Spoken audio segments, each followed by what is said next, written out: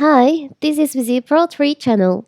In today's video, I will show you how to change your Macbook from dark mode into light mode.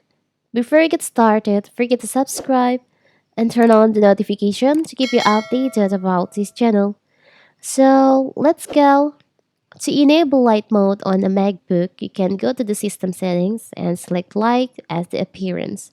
So, on my previous video, I've shown you how to turn on the dark mode on your MacBook. But now what if you want to turn this into light mode? It's very simple. So, you can just open your system preferences. As you can see in here, I'm using dark mode.